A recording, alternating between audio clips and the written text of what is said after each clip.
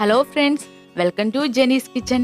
നമ്മളിന്ന് തയ്യാറാക്കാൻ പോകുന്നത് സേമിയ വെച്ച് അടിപൊളി സ്വീറ്റ് റെസിപ്പിയാണ്. റെസിപ്പിയിലേക്ക് പോകുന്നതിന് മുൻപ് നമ്മുടെ ചാനൽ ഒന്ന് സബ്സ്ക്രൈബ് ചെയ്യാൻ മറക്കരുത്. എന്നാൽ ഒട്ടും താമസിപ്പിക്കാതെ നമുക്ക് വീഡിയോയിലേക്ക് പോകാം. നമ്മുടെ സ്വീറ്റ് തയ്യാറാക്കാൻ വേണ്ടി ഞാനൊരു പാൻ അടുപ്പത്ത് വെച്ചിട്ടുണ്ട്. ഇതിലേക്ക് ഒരു 2 ടേബിൾ സ്പൂൺ നെയ്യ് ഒഴിച്ചു കൊടുക്കാം. നെയ്യ് ഒന്ന് മെൽറ്റ് ആയിട്ട് വരുമ്പോഴത്തേക്കും 1 കപ്പ് സേമിയ ചേർത്ത് കൊടുക്കാം. ഇതിപ്പോൾ ഏകദേശം ഒരു 100 ഗ്രാം സേമിയ കാണും. ഞാനിപ്പോൾ ഈ സേമിയ നെയ്യിൽ കിടന്ന് ഒത്തിരി നേരം വറുത്തെടുക്കുന്നില്ല. ഇതിപ്പോൾ വറുത്ത സേമിയ ഉണ്ട്. നിങ്ങളുടെ കയ്യിൽ വറുക്കാത്ത സേമിയ ആണെങ്കിൽ നിങ്ങളൊരു തീ ഒരു മീഡിയം ഫ്ലെയിമിൽ വെച്ച് സേമിയ ഗോൾഡൻ കളറാവുന്ന വരെ വറുത്തെടുക്കണം.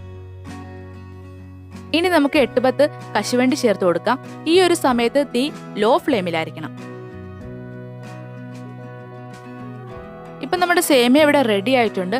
ഇനി നമുക്കിതൊരു പ്ലേറ്റിലേക്ക് മാറ്റാം. ഞാനിപ്പോൾ ഇതൊരു പ്ലേറ്റിലേക്ക് മാറ്റി വെക്കുന്നുണ്ട്. നമുക്കിനി ഷുഗർ സിറപ്പ് തയ്യാറാക്കാൻ തുടങ്ങാം.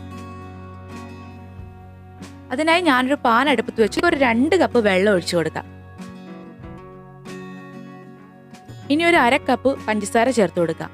ഈ പഞ്ചസാര ഈ വെള്ളത്തിൽ കിടന്ന് അലിഞ്ഞ് വെള്ളം നല്ലതുപോലെ തിളച്ച് വരുന്നവരെ നമുക്ക് വെയിറ്റ് ചെയ്യാം.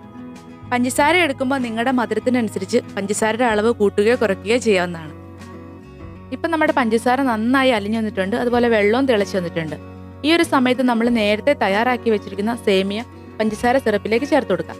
സേമിയ ഈ പഞ്ചസാര പാനിൽ കിടന്ന് നല്ലതുപോലെ കുക്കായി കിട്ടണം. തീ ഒരു മീഡിയം ഫ്ലെയിമിലിട്ട് ഒരു 10 മിനിറ്റ് അടച്ച് നമുക്കിന്ന് വേവിച്ചെടുക്കാം. ഇപ്പോൾ ഒരു 10 മിനിറ്റ് ആയിട്ടുണ്ട്. നമ്മുടെ സേമിയയിലെ വെള്ളമെല്ലാം വറ്റി സേമിയ നല്ലതുപോലെ വെന്ത് വന്നിട്ടുണ്ട്. ഇനി നമുക്ക് സ്റ്റൗ ഓഫ് ആക്കിയിട്ട് ഒരു 2 മിനിറ്റ് അടച്ചു വെക്കാം. ആ ഒരു സമയത്ത് സേമിയ നല്ലതുപോലെ ഡ്രൈ ആയി കിട്ടുന്നതായിരിക്കും.